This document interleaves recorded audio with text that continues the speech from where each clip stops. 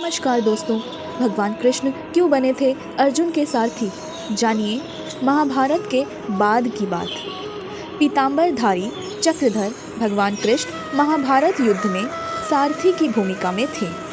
उन्होंने अपनी यह भूमिका स्वयं चयन की थी।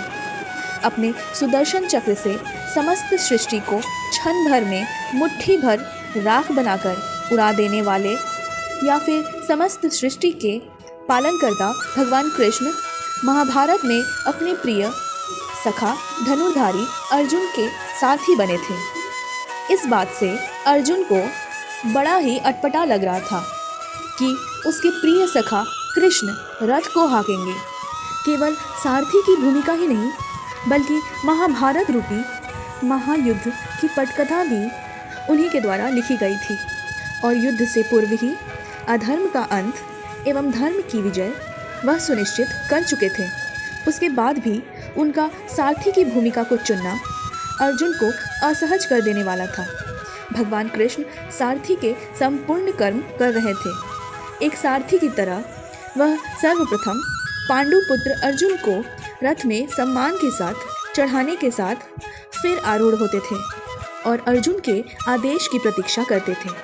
हालांकि अर्जुन उन्हीं के आशीर्वाद एवं मार्गदर्शन के अनुरूप चलते थे, परंतु भगवान कृष्ण अपने इस अभिनय का संपूर्ण समर्पण के साथ निर्वहन करते थे।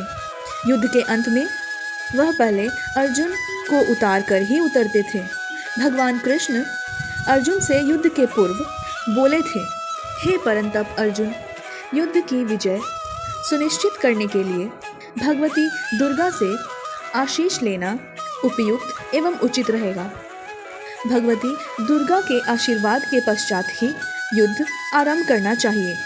सारथी के रूप में भगवान कृष्ण ने अर्जुन को एक और सलाह दी थी, हे धनुर्धारी अर्जुन, मेरे प्रिय हनुमान का आह्वान करो। वह महावीर है, अजय है और धर्म के प्रतीक हैं। उन्हें अपने रथ की ध्वजा पर आरूढ़ होने के लिए उनका आह्वान करो। अर्जुन ने श्री कृष्ण के आदेश का पालन किया था। सारथी की भूमिका में ही भगवान कृष्ण ने कुरुक्षेत्र के मैदान में दोनों सेनाओं के बीच परम रहस्यमयी गीता का गान किया था। भगवान कृष्ण ने सारथी के रूप में अर्जुन के पराक्रम को निखारा ही नहीं बल्कि कठिन से कठिनतम क्षणों में उनको सुरक्षित एवं संरक्षित कर अपनी भूमिका को सार्थक किया था। इसीलिए तो भीष्म पितामह अर्जुन को आशीर्वाद देकर बोले, हे प्रिय अर्जुन, जिसके सारथी स्वयं भगवान श्री कृष्ण हो उसे भला कहता, तुम्हारी विजय सुनिश्चित है, तुम ही विजयी होगे, विजयी भव। सारथी भगवान कृष्ण ने अर्जुन को धर्म का पाठ तब पढ़ाया जब महादानी सूर्यपुत्र कर्ण के रथ के पहिए धरती में धंस गए थे और तब कर्ण अर्जुन को धर्म एवं नीति का पाठ पढ़ा रहा था। उस समय भगवान कृष्ण अर्जुन से बोले, हे पार्थ, कर्ण किस मुंह से धर्म की बात कर रहा है?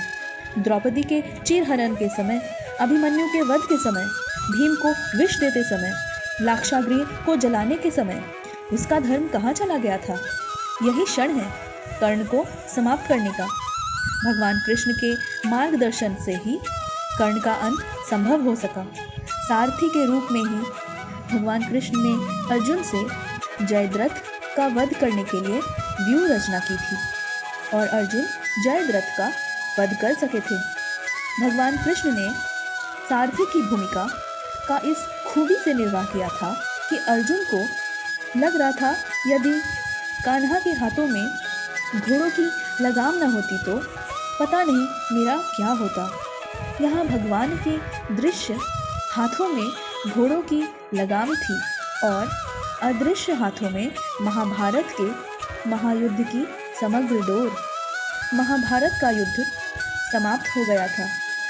कुरुक्षेत्र में भगवान कृष्ण रथ पर बैठे थे। भगवान कृष्ण के अधरों पर एक निश्चल मुस्कान सदा की तरह बिखरी हुई थी, जो आज कुछ और भी गहरी हो गई थी। आज उनके हाव भाव एवं व्यवहार में कुछ परिवर्तन था।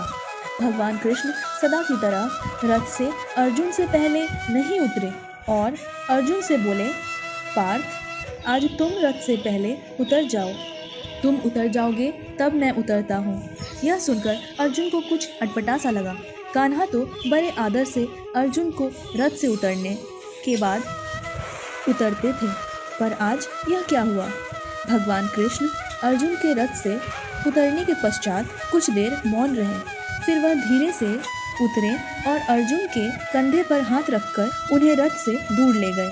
उसके पश्चात जो घटा वह उन सर्वज्ञ भगवान कृष्ण के लिए तो परिचित था, परंतु अर्जुन के लिए विस्मयकारी, अकल्पनीय एवं आश्चर्यजनक था। अनायास ही रथ से अग्नि की लपटें निकलने लगी और वह एक भयंकर विस्फोट करते हुए जलकर खाक हो गया।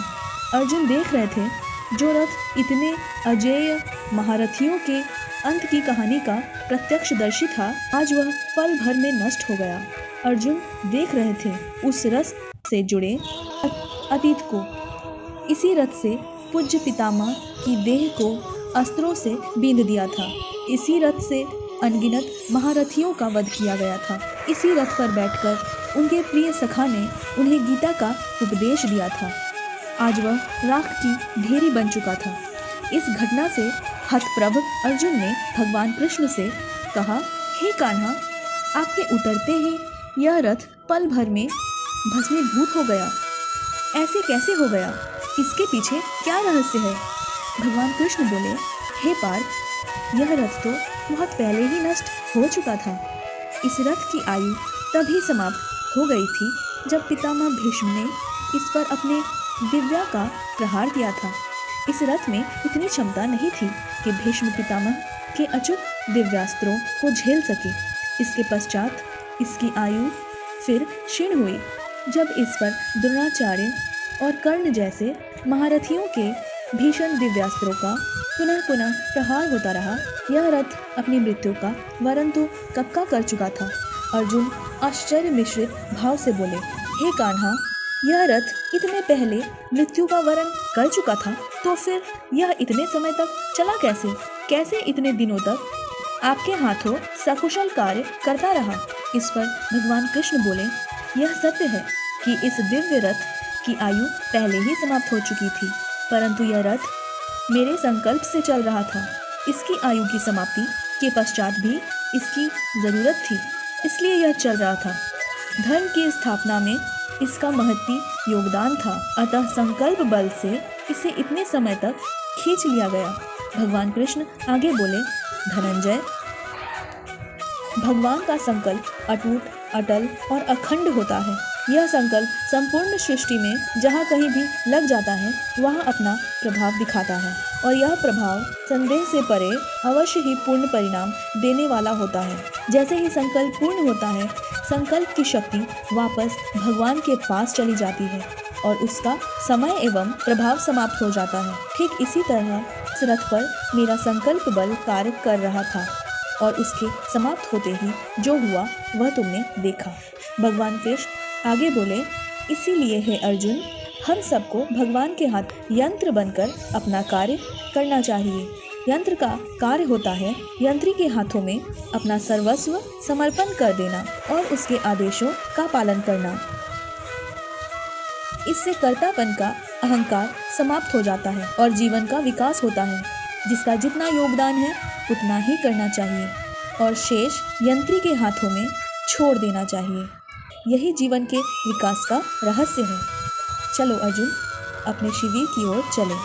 और फिर भगवान कृष्ण और अर्जुन पैदल ही शिविर की ओर बढ़ गए। हरे कृष्ण